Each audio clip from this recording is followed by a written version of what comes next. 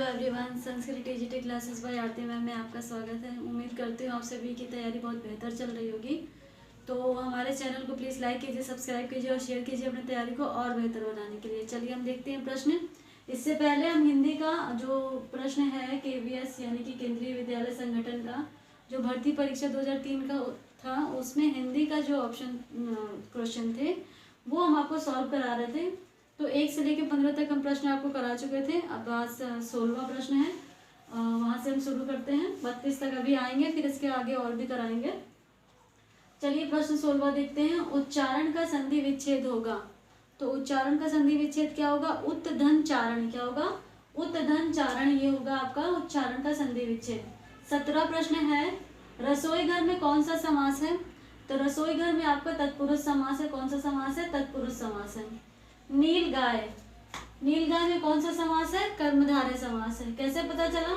नील यानी कि नीले रंग की गाय, नील गाय क्या है? ये विशेषता है ना, जिसमें विशेषता बताते हैं तो वो कर्मधारय समास है। नील गाय, गाय कैसी है? नील गाय है ना? कैसी गाय है? नील गाय है। तो ये विशेषता हो गई, तो ये कर्मधारय समास हो गया। पीतांबर, पीत है अंबर जिसका, क्या है? पीत है अंबर जिसका, वह अर्थात विष्णु, इसे कौन सा समास कहेंगे? तो इसे बहुब्रीहि समास कहेंगे। फिर 20वां प्रश्न आपका है, चारपाई पर चादर बिछा दीजिए। तो पर पूछ रहा है, पर वाक्य में कौन सा कारक है? तो अधिकरण कारक है। कौन सा कारक है? अधिकरण कारक है। 21वां प्रश्न है, वह घर से बाहर गया। तो घर से बाहर गया यानी कि वो घर से क्या हो गया? अलग हो गया। तो अलग होने पर कौन सा होगा? अपदान होगा। वह घर से बाहर गया वाक्य में कारक है अपदान कारक। अग्नि का पर्यायवाची शब्द है। पर्यायवाची से शब्द से आपके प्रश्न बनते हैं KVS में। सभी कंपटीशन में जो हिंदी से प्रश्न आते हैं उसमें पर्यायवाची से शब्द तो प्रश्न तो बनते ही बनते हैं। तो अग्नि का पर्यायवाची शब्द है हुताशन। 23वां प्रश्न, कमल का पर्यायवाची शब्द है जलज। क्या है? जलज। इंद्र का पर्यायवाची शब्द है, तो इंद्र का पर्यायवाची शब्द है मधवा। क्या है? मधवा। 25वां प्रश्न, घर का पर्यायवाची शब्द है। तो घर का पर्यायवाची शब्द क्या है? निकेतन। क्या है? निकेतन।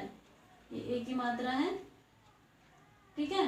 फिर हरिण का पर्यायवाची शब्द है मृग।